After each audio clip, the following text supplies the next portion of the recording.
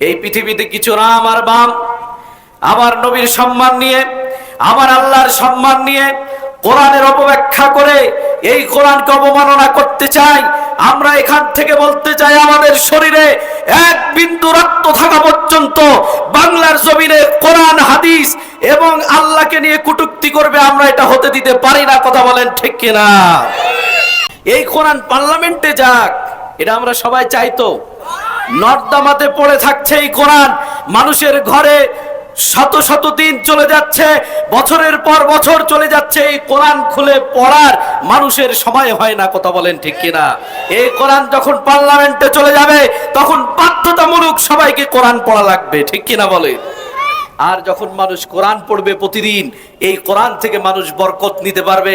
আল্লাহর নবী বলেন, তাবাররাক বিল কোরআন, কোরআন থেকে তোমরা বরকত নাও। এই কোরআন থেকে বরকত নেওয়ার দরকার আছে না নাই? ইসলামের বিরুদ্ধে যারা নিয়েছ অবস্থান, এই বাংলায় ঠাঁই হবে না, যাও হিন্দুস্তান, যাও হিন্দুস্তান। কথা বলেন ঠিক কিনা? যে হিন্দুস্তান যাওয়ার সে কিন্তু চলে গেছে। কথা বলেন। كيف تكفرون بالله وكنتم أمواتا فأحياكم ثم يميتكم ثم يحييكم ثم إليه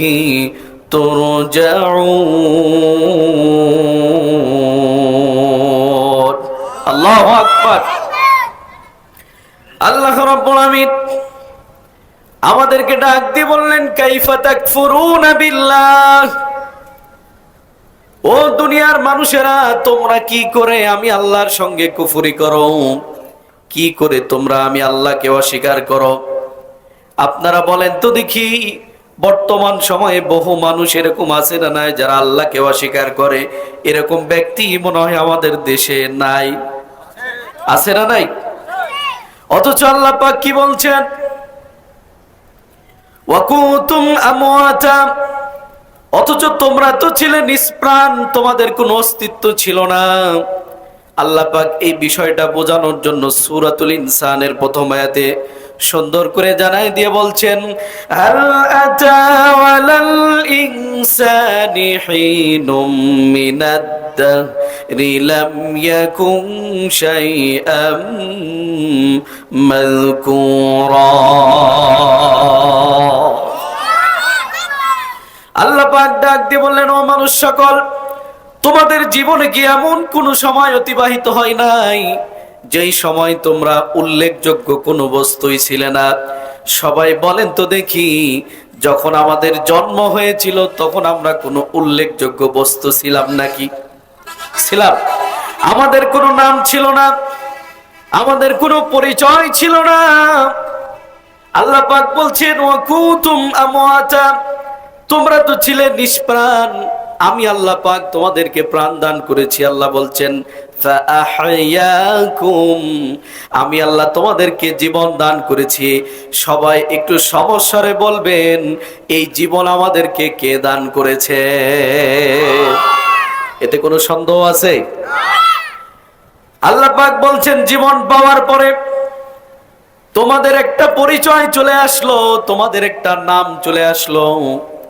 আপনারা দেখুন, আমার নাম এই পোস্টারের পিছনের দিকে লেখা আছে, দেখুন, শরফুদ্দিন আহমদ আছে না নাই? একটা নাম আব্বা আম্মা পছন্দ করে দিল। বড় হওয়ার পরে কেউ বা বক্তা হয়ে গেল, কেউ বা মেম্বার, কেউ বা চেয়ারম্যান, কেউ বা এমপি, কেউ বা ডাক্তার, কেউ বা মাস্টার, কেউ বা পুলিশ, কেউ বা বড় বড় ব্যবসায়িক। কথা বলেন ঠিক কিনা? এক একজনের এক একটা পরিচয় হয়ে গেল। কারোর বা 10 তলা বাড়ি, কারোর বা 5 তলা বাড়ি, কারোর বা 1 তলা, কারোর আবার গাছতলা। এরকম আছে না নাই? আল্লাহ পাক বললেন, যে যতই স্বপ্ন, যে যতই আশা বেঁধে তোমরা যত কিছুই করো না কেন, পরের শব্দ আল্লাহ পাক বললেন, সুম্মা ইউমীতুকুম।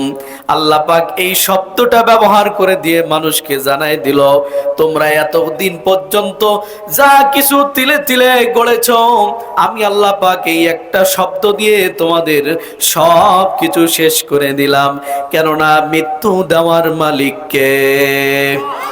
জোরে বলেন কে? মানুষ যখন মারা যায় তখন আর নাম ধরে ডাকবে না, বলবে না শরফুদ্দিন আহমেদকে মাটি দিয়ে আসি, কথা বলবে না, বলে লাশকে দাফন করে দিয়ে আসি, কথা বলেন ঠিক কিনা? এক মুহূর্তের মধ্যেই সব পরিচয় শেষ, কথা বলেন ঠিক কিনা? এই জন্য দুনিয়াতে তাকাব্বুরি, অহংকারী এগুলো কোনো কিছুই চলবে না। আমাদের সবাইকে যেতে হবে কোথায়? সবাই বলেন, অন্ধকার কবরে আমাদেরকে চলে যাওয়া লাগবে, কথা বলেন ঠিক কিনা? আল্লাহ পাক এই কথাটাই বলছেন, সুম্মা ইউমীতুকুম, আমি আল্লাহ তোমাদেরকে মৃত্যু দিব। এরপরে বলছেন সুম্মা ইলাইহি তুরজাউন, আর আমি আল্লাহর দিকে তোমাদেরকে প্রত্যাবর্তন করতে হবে। তার মানে আল্লাহর কাছে আমাদেরকে ফিরে যাওয়া লাগবে, কথা বলেন ঠিক কিনা? আপনাদেরকে একটা প্রশ্ন করি, আপনারা বলেন তো দেখি, আমাদের বাড়ি কোথায়? আমাদের আসল বাড়ি কোথায়? সবাই বলেন তো। হয় নাই? আমাদের আসল বাড়ি কোথায়? সবাই বলেন। হবে না? আল্লাহ পাক জানিয়ে দিচ্ছেন আমাদের আসল বাড়ি কোথায়। আল্লাহ পাক নিজেই ঘোষণা দিয়েছেন।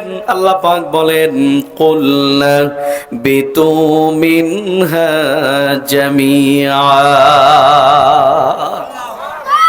আল্লাহ পাক আমাদের আদি পিতা হযরত আদম আলাইহিস সালাতু ওয়াস সালাম এবং আমাদের আদি মাতা হযরত হাওয়া আলাইহিস সালাতু ওয়াস সালামকে যখন জান্নাত থেকে বের করে দিচ্ছিলেন, তখন আল্লাহ পাক সুন্দর করে বলেছিলেন, তোমরা সকলেই জান্নাত থেকে বের হয়ে যাও। এখন প্রশ্ন হলো, আল্লাহ পাক দুইজনকে বললে তো দ্বিবচন ব্যবহার করে জান্নাত থেকে বের হতে বলতে পারতেন, কথা বলেন ঠিক কিনা? কিন্তু আল্লাহ পাক তা না বলে বললেন, তোমরা সকলেই জান্নাত থেকে বের হয়ে যাও। এর মানেই হচ্ছে মুফাসসিরিন কিরাম বলেন, আদম আলাইহিস সালাম এবং হযরত হাওয়া আলাইহিস সালামকে যখন বের করে দেওয়া হয়, আমাদের আদি পিতার পৃষ্ঠদেশে গোটা পৃথিবীর মানুষ সকলেই ছিল, বলি সুবহানাল্লাহ। তার মানেই হচ্ছে আমাদের আসল বাড়ি হচ্ছে জান্নাত। আমাদের আসল বাড়ি কোথায়? সবাই বলেন কোথায়? আমরা যেতে চাই কোথায়? জান্নাতে, কথা বলেন ঠিক কিনা? যে নামাজ পড়ে তাকে যদি জিজ্ঞাসা করেন, ভাই কোথায় যেতে চান, নামাজ পড়ছেন কারণ কি, বলবে আমরা জান্নাত যেতে চাই, ঠিক কিনা? যে নামাজ পড়ে না তাকেও যদি জিজ্ঞাসা করেন, সেও বলবে আমিও জান্নাত পেতে চাই, কথা বলেন ঠিক না বেঠিক?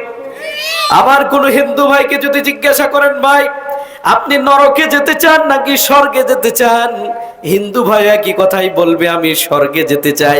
তার মানে নরকে জাহান্নামে কেউ যেতে চায় না, কথা বলেন ঠিক কিনা? আল্লাহ পাক জানাই দিলেন, আদম আলাইহিস সালামের পৃষ্ঠদেশে প্রকারান্তরে আমরা সেই দিনও আদম আলাইহিস সালামের সঙ্গেই ছিলাম। আমাদের আসল বাড়ি হচ্ছে জান্নাতে। আল্লাহ পাক কিছু সময়ের জন্য এই পৃথিবীতে পাঠিয়েছেন, কথা বলেন ঠিক কিনা? আল্লাহ পাক এই কথাটাও জানিয়ে দিলেন, তোমরা দুনিয়াতে যাওয়ার পরে বিভিন্ন বাঁকা পথ তোমরা পেয়ে যাবে। কেউ বা শয়তানের পথ অনুসরণ করবে, কেউ বা মুনাফিকের পথ অনুসরণ করবে, কেউ বা আজা বাবার পথ অনুসরণ করবে, কেউ বা গাজা বাবার পথ অনুসরণ করবে। একের পর এক বিভিন্ন শয়তানি লাইনে তোমরা বিভক্ত হয়ে যাবে। কিন্তু আল্লাহ পাক বললেন, তোমাদেরকে আমি একটা সরল সঠিক পথ বলে দিব, যেই পথের ওপরে মতের ওপরে যদি তোমরা থাকতে পারো, তোমরা অবশ্যই অবশ্যই আবার তোমরা তোমাদের বাড়ি জান্নাতে ফিরে আসতে পারবে। একটু জোরে বলা যাবে কি সুবহানাল্লাহ? তাহলে আল্লাহ পাক আমাদেরকে পৃথিবীতে পাঠিয়েছেন কিছু সময়ের জন্য। আল্লাহ পাক এটা জানেন যে বান্দা পৃথিবীতে যাওয়ার পরে বিভিন্ন পথ পাবে। এই পথ পাওয়ার পরে কেউ বা নাচের লাইনে যাবে, কেউ বা গানের লাইনে যাবে, কেউ বা শয়তানি করে বেড়াবে, কেউ বা মদ খেয়ে বেড়াবে, কেউ বা গাঁজা খেয়ে বেড়াবে, এরকম আছে না নাই? কেউ বা ইসলামের বিরুদ্ধে, অ্যাকশন নেওয়ার জন্য সব সময় প্রস্তুত থাকবে। আল্লাহ পাক বলছেন ওই শয়তানি পথ নয়, বরং আমি আল্লাহ পাক এমন একটা পথ তোমাদেরকে খোলা রেখে দিলাম, এমন একটা পথ তোমাদেরকে দেখিয়ে দিলাম, যেই পথে তোমরা যদি চলতে পারো ওই পথ ধরে ধরে তোমরা আমার জান্নাতে চলে আসতে পারবে। সেই পথটা কি? আল্লাহ পাক জানায় দিলেন, ফামান তাবিআ হুদায়া ফালা খাউফুন আলাইহিম ওয়ালা হুম ইয়াহজানুন।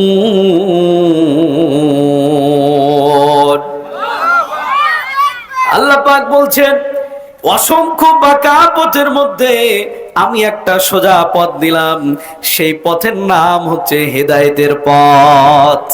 আমি এই হেদায়েতের পথ দিয়ে দিলাম, এই পথ ধরে ধরে তোমরা যদি চলতে পারো তাহলে কি হবে? ফালা খাউফুন আলাইহিম, তোমাদের কোনো ভয় থাকবে না, টেনশন থাকবে না, চিন্তা থাকবে না, ওয়ালা হুম ইয়াহজানুন, তোমরা ব্যথিত হবে না। তার মানেই হচ্ছে আমরা যদি হেদায়েতের উপরে পরিচালিত হয়ে আল্লাহ পাকের যে কাজগুলো বিধিবিধানগুলো এগুলো যদি আমরা পালন করতে পারি, আল্লাহ পাক আমাদের জন্য রেখে দিয়েছেন জান্নাত। কথা বলেন ঠিক কিনা? তাহলে আমাদের আসল বাড়ি কোথায় সবাই বলেন তো একটু? জান্নাত। আমরা সবাই জান্নাতে যেতে চাই কি চাই না? কারা কারা যেতে চাই একটু দেখি। নারায়ে তাকবীর, নারায়ে রিসালাত। আল কোরআনের আলো, আল হাদিসের আলো, আমার নেতা তোমার নেতা। আমরা মানি তো আমাদের নেতাকে? সবাই মানি তো? নাস্তিকতা নিপাত যাক, দিন ইসলাম জিন্দাবাদ। নাস্তিকতা নিপাত যাক, দিন ইসলাম জিন্দাবাদ। কোটি প্রাণের কি আওয়াজ, খোদাদ্রোহী ছাড় পাবে না, এই বাংলায় ঠাঁই হবে না। মুসলমানরা জেগেছে আজ, জোর কদমে সামনে চলো, বজ্র কণ্ঠে আওয়াজ তুলো, সবাই মিলে একই তালে দাও না স্লোগান, নারায়ে তাকবীর। আরো জোরে, নারায়ে তাকবীর, নারায়ে রিসালাত। ইসলামেরই জন্ম দেশের হয়েছে জন্ম, ইসলামের বিরুদ্ধে গেলে দেশ হবে ভিন্ন। ঠিক কি না? ইসলামেরই জন্ম দেশের হয়েছে জন্ম, ইসলামের বিরুদ্ধে গেলে দেশ হবে ভিন্ন। কদমে সামনে চলো, বজ্র কণ্ঠে আওয়াজ তুলো, সবাই মিলে একই তালে দাও না স্লোগান, নারায়ে তাকবীর, নারায়ে রিসালাত। আল কোরআনের আলো, আল হাদিসের আলো, আমার নেতা তোমার নেতা। আল্লাহ পাক আমাদের কবুল করুন, সকলে পড়ি আমিন।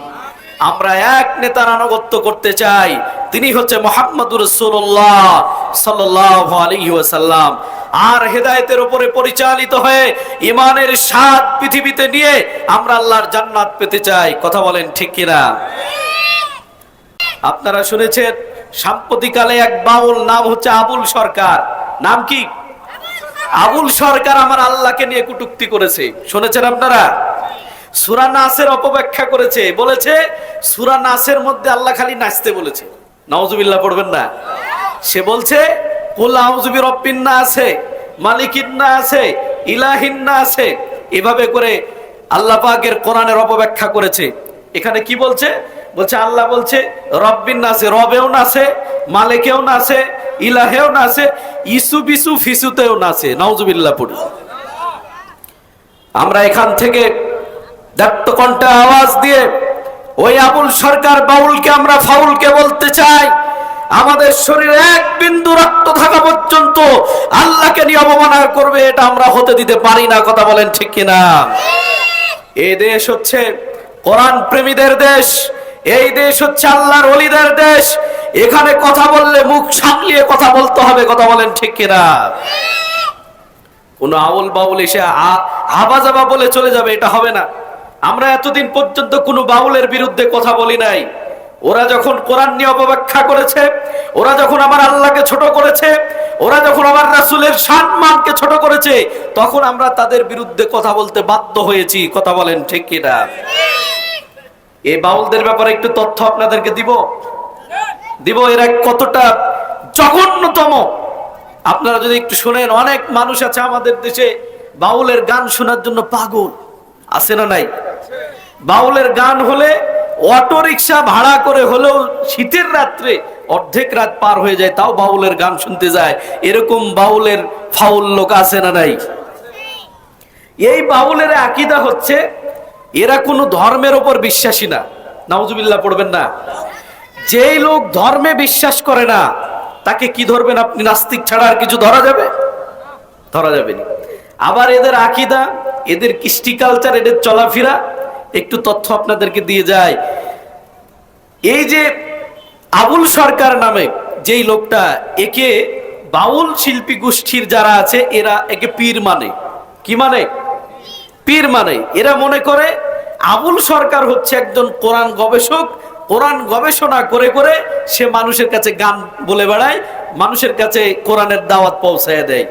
কিন্তু এদের ভিন্ন আকীদা কি একটু আপনাদেরকে বলি। এদের বইয়ের মধ্যে দেখলাম এরা একটা খানা খায়, সেই খানার নাম হচ্ছে প্রেম ভাজা। কি ভাজা? সবাই বলেন। এই প্রেম ভাজা কি দিয়ে গঠিত আপনাদেরকে বলি। ওরা বলছে আমাদের কাজ হচ্ছে মানুষের দেহ নিয়ে আমরা গবেষণা করি, দেহ তত্ত্বের উপরে আমরা গবেষণা করি। এই দেহে থেকে যেগুলো বের হয় এগুলো ফেলে দেওয়ার জিনিস নয়, এগুলো খাওয়ার জিনিস। তো কি খাওয়ার জিনিস? তো ওরা বলছে প্রেম ভাজা যে জিনিসটা, সেটা তৈরি করতে 4টা জিনিস লাগে। কি কি লাগে? তো মানুষ যে খাবারগুলো খায়, খাবার খাওয়ার পরে মানুষের শরীরে 3টা জিনিস উৎপন্ন হয়। আপনারা সবাই জানেন, একটা হচ্ছে প্রস্রাব পায়খানা তৈরি হয়, কি হয় না? আরেকটা হচ্ছে রক্ত তৈরি হয়, এটাও আমরা জানি যে রক্ত তৈরি হয়। 3 নম্বর হচ্ছে মানুষের শরীরে আরেকটা জিনিস তৈরি হয়, সেটার নাম হচ্ছে বীর্য। সেটার নাম কি? বীর্য। এরা বলছে যে এগুলো মানুষের, যেহেতু দেহতত্ত্ব নিয়ে আমরা গবেষণা করি, এই জিনিসগুলো ফেলিয়ে দেওয়ার জিনিস নয়। কি করতে হবে? এরা সমষ্টি করেছে, কিছু প্রস্রাব নিয়েছে, কিছু পায়খানা নিয়েছে, কিছু আবার বীর্য নিয়েছে, কিছু আবার রক্ত নিয়েছে। শুধু ছেলেদের রক্ত তা নয়, বরং মহিলাদের যে মাসিক হয়, এই মাসিকের নাপাক রক্ত নিয়ে সে একত্রিত করে এরা একটা জিনিস বানিয়ে সেই জিনিসটা খায়, পান করে, আর এর নাম দিয়েছে ওরা প্রেম ভাজা। একটু জোরে বলা যাবে কি নাউজুবিল্লাহ? নাউজুবিল্লাহ বলবেন না? এগুলো মানুষের খাদ্য। রক্ত মানুষের জন্য খাওয়া কি হালাল না হারাম? আপনারাই বলেছেন। হালাল না হারাম? হারাম। ও বীর্য খাচ্ছে, বীর্য খাওয়া হালাল না হারাম? হারাম। এই হারাম জিনিসগুলো একত্রিত করে এরা খাচ্ছে, আর এরাকে মানুষ পীর ভাবে। আর এদের গান শোনার জন্য কিছু মানুষ পাগল হয়ে যায়, আছে না নাই? বাউল শব্দের অর্থ কি জানেন? উন্মাদ, পাগল। আরেকটা অর্থ দেখলাম, নতুন একটা অর্থ। বাউল এর অর্থ হচ্ছে প্রস্রাব। ওরা ওদের নামটাও এরকমই রেখেছে। ওরা যেই জাতের, সেই জাতের নাম ওরা নিজেদের নাম রেখে দিয়েছে। কথা বলে ঠিক কিনা? এখন প্রশ্ন হলো, এই কথাগুলো কেন বললাম? আমি আপনাদেরকে সতর্ক করার জন্য বলছি, এই বাউলদের আকীদা ভালো নয়। এদের গান শুনতে গেলে আপনাদের ঈমান নষ্ট করে ফেলবে। এই জন্য বললাম আপনারা এদের থেকে দূরে থাকবেন। ওরা গু খাক নাই প্রস্রাব খাক, এতে আমাদের যাই আসে না। তবে একটা কথা সঠিকভাবে বলতে চাই, সেটি হচ্ছে কোরআন প্রেমীদের দেশে, ইসলামের দেশে যদি কেউ আউল আর বাউল নামের ফাউলেরা যদি কোরআনের অপব্যাখ্যা করে, ইসলাম নিয়ে বাজে কথা বলে, রাসূল নিয়ে বাজে কথা বলে, আল্লাহ নিয়ে বাজে কথা বলে, আমাদের শরীরে রক্ত থাকা পর্যন্ত আমরা এগুলো বরদাস্ত করব না। কথা বলেন ঠিক কিনা? এই বাউলদেরকে যেখানে পাবেন, যদি উল্টা পাল্টা কথা বলতে দেখেন, সাইজ করার দরকার আছে না নাই? সবাই বলেন আছে না নাই? আল্লাহ পাক আমাদের বোঝার এবং আমল করার তৌফিক দান করুন। সকলে পড়ি আমিন। বলতেছিলাম, আল্লাহর কাছে আমাদেরকে ফিরে যেতে হবে, নিয়ে যেতে হবে ঈমান। সাচ্চা ঈমান যদি আমাদের আপনাদের ভিতরে না থাকে, তাহলে কিন্তু আল্লাহর কাছে আপনি গ্রহণযোগ্য বান্দা হতে পারবেন না। আল্লাহ পাক কি করলে খুশি হয়, আল্লাহ পাক কাকে ভালোবাসে, পছন্দ করে, সেটা জানার দরকার আছে না নাই? আল্লাহ পাক জানায় দিচ্ছেন, ইন্নাল্লাযীনা আমানু ওয়া আমিলুস সালিহাতি সায়াজআলু লাহুমুর রাহমানু উদ্দা। এইটুকু খুব মনোযোগ দিবেন। আল্লাহ পাক বলেন, নিশ্চয় যারা ঈমান এনেছে এবং নেক আমল করে, আমি আল্লাহ পাক তাদেরকে ভালোবাসি, পছন্দ করি। আপনারা এখন সকলে মিলে উত্তর দেন তো দেখি, আমরা সকলেই ঈমান এনেছি না আনি নাই? ঈমান এনেছি না? আমরা ঈমানের দাবিতে আমরা নামাজ আদায় করি, আমরা হজ করি, আমরা যাকাত দিই, আমরা দান খায়রাত করি, আমরা উমরা করি। কথা বলেন ঠিক কিনা? এমনকি আমরা ওয়াজ মাহফিলেও আসি, এখানে এসে আমরা দানও করি। কথা বলেন ঠিক না বেঠিক? তাহলে একটা শর্ত আল্লাহ পাক যেটা দিলেন, ঈমান আনাটা, এটা আমরা পেয়ে গেলাম। 2 নম্বরে বললেন ওয়া আমিলুস সালিহাত। আর 2 নম্বর কাজ হচ্ছে যারা নেক আমল করবে। নেক আমল, আমলে সালিহ। এই আমলে সালিহ হচ্ছে নামাজ পড়া লাগবে, রোজা রাখা লাগবে, হজ করা লাগবে, যাকাত দেওয়া লাগবে। আবার প্রয়োজনে যদি ইসলামের দিন প্রচারের জন্য, ইসলামকে প্রতিষ্ঠিত করার জন্য যদি জীবনটা দেওয়ার প্রয়োজন হয়, এই জীবন দেওয়ার নামও হচ্ছে আমলে সালিহ। সুবহানাল্লাহ বলবেন না? শুধু তাই নয়, ইসলাম প্রতিষ্ঠিত করার জন্য যদি আমাদের অর্থ লাগে, অর্থ দেওয়া লাগবে। যদি জীবন লাগে, জীবনটাও দেওয়া লাগবে। কারণ আমার পূর্বের বক্তা বলছিলেন, ইন্নাল্লাহা আশতারা মিনাল মুমিনিনা আনফুসাহুম ওয়া আমওয়ালাহুম বিআন্না লাহুমুল জান্নাহ। আল্লাহ পাক 2টা জিনিসের বিনিময়ে জান্নাত আমাদের কাছে বিক্রয় করে দিবেন। একটা হচ্ছে জান, আর আরেকটা হচ্ছে মাল। এই 2টা জিনিস কোন মানুষ যদি আল্লাহর কাছে বিক্রি করতে পারে, আল্লাহ পাক তাকে জান্নাতের মালিক বানায় দিয়েছে। বলি সুবহানাল্লাহ। এই জান্নাতের মালিকানা যদি আমরা পেতে চাই, এত সহজে আসবে না। ঈমানের পরীক্ষা দেওয়ার দরকার আছে না নাই? আমলে সালিহ যখন আপনি করতে যাবেন, বিভিন্ন মানুষ এসে আপনাকে বাধা দেওয়ার চেষ্টা করবে। ওইদিকে আমি পরে যাচ্ছি। যেটা বলতেছিলাম, আপনি যখন নেক আমল করবেন, আল্লাহ পাক আপনাকে ভালোবাসবে, মহব্বত করবে। আর ওই ভালোবাসাটা, ওই মহব্বতটা আল্লাহ পাক নিজের ভিতরে রেখে দিবেন না, বরং আল্লাহ পাক জিবরাইল আলাইহিস সালাতু ওয়াস সালামকে ডাক দিয়ে বলবেন, জিবরাইল এদিকে এসো, এদিকে এসো। ওই যে পিরিজপুরের অমকের পুত্র অমককে আমি আল্লাহ পাক নিজে ভালোবাসি। একটু জোরে বলা যাবে কি সুবহানাল্লাহ? আপনাদের এটা বিশ্বাস হয়? মানুষ যখন ঈমান আনে এবং নেক আমল করে, তখন আল্লাহ পাক তাকে ভালোবাসে, মহব্বত করে। আর এই ভালোবাসা, এই মহব্বতটা আল্লাহ পাক নিজের মধ্যে রাখে না। কি করে?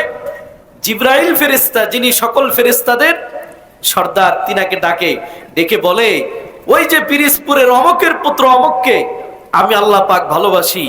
এই কথা শোনার পরে আপনাদের কি মনে হয়, জিবরাইল আলাইহিস সালাতু ওয়াস সালাম ওই ব্যক্তির সাথে শত্রুতা করবে?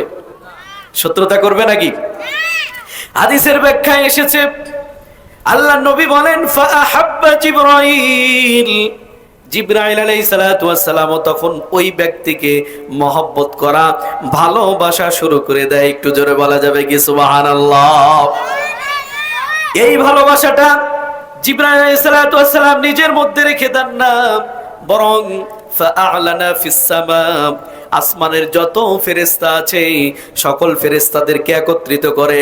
একত্রিত করার পরে ডাক দিয়ে বলে, ও ফেরেশতারা শোনো, আল্লাহ পাক ওই যে পিরিজপুরের অমকের পুত্র অমককে আল্লাহ পাক ভালোবাসে। আমি তোমাদের মুআল্লিমুল মালায়েকা জিবরাইল ফেরেশতা, আমি নিজেও এই ব্যক্তিকে ভালোবাসি। তোমরা যারা আসমানের ফেরেশতা আছো, তোমরা সকলে মিলে আল্লাহর ওই বান্দাকে ভালোবাসা শুরু করে দাও। আসমানের সমস্ত ফেরেশতারা তখন ওই ব্যক্তিকে ভালোবাসে। আর এই ভালোবাসাটা সেখানেই সীমাবদ্ধ থাকে না। ফায়ুদাউ লাহুল কুবুলু ফিল আরদ, আল্লাহর হাবিব বলেন, যখন আসমানের সমস্ত ফেরেশতারা ওই ব্যক্তিকে ভালোবাসা শুরু করে দেয়, তখন এই জমিনে আল্লাহ পাক তার একটা গ্রহণযোগ্যতা আল্লাহ পাক তৈরি করে দেয়। বলি সুবহানাল্লাহ। তার মানে হচ্ছে যখন কোনো মানুষ নেক আমল করবে, ঈমান আনবে, নেক আমল করবে, ওই মানুষের জন্য অন্য মানুষের অন্তরে আল্লাহ পাক তার জন্য মায়া মহব্বত ভালোবাসা পয়দা করে দিবে। আর ওই ভালোবাসা মহব্বত হিংসা করে বিদ্বেষ করে এই ভালোবাসা কেউ ছিন্ন করতে পারবে না। তখন ওই ভালোবাসাটা হয়ে যাবে মহান রবের জন্য। একটু জোরে বলা যাবে কি সুবহানাল্লাহ। তাহলে ঈমান আনলে, নেক আমল করলে আল্লাহ পাক ভালোবাসবেন, আসমানের ফেরেশতারাও ভালোবাসবে, এমনকি এই দুনিয়াতে তার একটা গ্রহণযোগ্যতা সৃষ্টি হয়ে যাবে, দুনিয়ার মানুষ তাকে ভালোবাসবে। দেখুন ওলামায়ে কিরামগণ কাউকে 2 টাকার চাও খাওয়াইতে পারে না, কিন্তু আলেমদেরকে মানুষ ভালোবাসে কি বাসে না? সবাই বলেন, স্বার্থের জন্য বাসে। ইমাম সাহেব তো আপনাদেরকে মাঝে মধ্যে ওই যে গোপালপুর মোড়ে নিয়ে গিয়ে 500 টাকা খরচ করে কালা ভুনা দিয়ে ভাত খাওয়াইতে পারে না, পারে নাকি? কিন্তু তারপরও ইমামকে কেন ভালোবাসেন? কার জন্য? আল্লাহর জন্য ভালোবাসেন। এই ভালোবাসাটা আল্লাহ পাক আপনার অন্তঃকরণে পয়দা করে দিয়েছে ইমামের জন্য। এটা একমাত্র কারণ হচ্ছে এই কোরআন। বলি সুবহানাল্লাহ। এই কোরআনের ধারক বাহক যারা হবে, এই কোরআন নিয়ে যারা গবেষণা করবে, এই কোরআনের সংস্পর্শে যারা থাকবে, এদের মান মর্যাদা যিনি বৃদ্ধি করে দিবেন তিনি কে? এই জন্য এই কোরআন আমরা বহুত দিন মসজিদে দেখলাম, বহুত দিন মাদ্রাসায় দেখলাম, বহুত দিন ওয়াজ মাহফিলেই শুধু দেখলাম। এখন আমরা আগামীতে পার্লামেন্টে কোরআন দেখতে চাই কি চাই না? সবাই বলেন, দেখতে চাই কি চাই না? সবাই চাই তো, নাকি ভিতরে মুনাফিকি আছে? মুনাফিকি থাকলে কিন্তু হবে না। আইনুদ্দিন আল আজাদ বাংলাদেশের একজন বিদ্রোহী শিল্পী তিনাকে বলা হয়। তিনি তিনার একটা গজলের মধ্যে বলছিলেন, কি হবে নামাজ রোজা ইমানদারির বড়াই করে, যদি ওই খোদার কোরআন নর্দমাতে থাকে পড়ে। ঠিক কিনা? কি হবে নামাজ রোজা ইমানদারির বড়াই করে, যদি ওই খোদার কোরআন নর্দমাতে থাকে পড়ে। মসজিদের কোণে বসে জিকির যত করো কোষে, মসজিদের কোণে বসে জিকির যত করো কোষে, এভাবে যাই না পাওয়া আল্লাহকে, এভাবে যাই না পাওয়া আল্লাহকে। কি হবে বেঁচে থেকে? বলে কি হবে বেঁচে থেকে? অযথা বিদ্যা শিখে যদি না গড়তে পারি শোষণবিহীন সমাজটাকে। ঠিক না? কি হবে লেখালেখি কলমবাজির এই মহড়া, সমাজের আসল চিত্র যদি না যাই তুলে ধরা। কি হবে লেখালেখি কলমবাজির এই মহড়া, সমাজের আসল চিত্র যদি না যাই তুলে ধরা। যদি ওই ঘুষের বলে কলমটা উল্টো চলে, যদি ওই ঘুষের বলে কলমটা উল্টো চলে, তবে কি যাবে রোখা দুর্নীতিকে? কি হবে বেঁচে থেকে? কি হবে বেঁচে থেকে? অযথা বিদ্যা শিখে যদি না গড়তে পারি শোষণবিহীন সমাজটাকে। ঠিক কিনা? কি হবে আলেম হয়ে ইমাম সেজে সমাজেতে, পারো যদি সত্য কথা উচ্চ স্বরে না বলিতে। ঠিক কিনা? কি হবে আলেম হয়ে ইমাম সেজে সমাজেতে, পারো যদি সত্য কথা উচ্চ স্বরে না বলিতে। চাকরির ভয় করো যদি ছেড়ে দাও ওই না গদি, চাকরির ভয় করো যদি ছেড়ে দাও ওই না গদি। কি হবে ধোঁকা দিয়ে আল্লাহকে? কি হবে ধোঁকা দিয়ে আল্লাহকে? কি হবে বেঁচে থেকে? কি হবে বেঁচে থেকে? অযথা বিদ্যা শিখে যদি না গড়তে পারি শোষণবিহীন সমাজটাকে। কি হবে আকাশ ছোঁয়া বিলাসবহুল গাড়ি বাড়ি, না খেয়ে কত মানুষ পরপারে দিচ্ছে পাড়ি। ঠিক কিনা? অনেক মানুষ না খেয়ে পরপারে পাড়ি দিচ্ছে না। ফিলিস্তিনের দিকে তাকান, অসংখ্য ছোট্ট ছোট্ট সোনামণি বাচ্চাগুলো পিস্তলের আগে, রাইফেলের আগে, বন্দুকের আগে এইভাবে বুক পেতে দিয়ে বলছে, ইসরায়েলি সৈন্যরা তোমরা যদি মারতে চাও মারো, আমাদের কোনো ভয় নাই। এরা চিন্তা করলো মুসলমানদের বুকে এত সাহস হয় কি করে? এরা কিভাবে একটা পিস্তলের আগে বুক পেতে দেয় কোন সাহসে? এরা চিন্তা ভাবনা করে গবেষণা করে দেখলো, এক বিজ্ঞানী বলতেছে মুসলমানরা যখন পিস্তলের সামনে যায়, ফাঁসির মঞ্চে যায়, তাদের সামনে যখন তরবারি দিয়ে তাদেরকে আঘাত করা হয়, তখন তারা তরবারি দেখে না, তখন তারা পিস্তল দেখে না, তখন তারা ফাঁসির মঞ্চ দেখে না, তখন তারা চোখে দেখতে পায় আল্লাহর জান্নাত। বলি সুবহানাল্লাহ।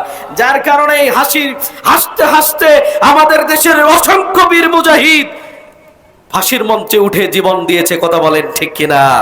অসংখ্য ভাইগুলো পিস্তলের সামনে বুক পেতে দিয়ে এই বর্তমান বাংলাদেশকে নতুন ভাবে স্বাধীন করার জন্য অসংখ্য মায়ের কোল খালি করে আমাদের অসংখ্য ভাইয়েরা জীবন দিয়েছে, কথা বলেন ঠিক কিনা?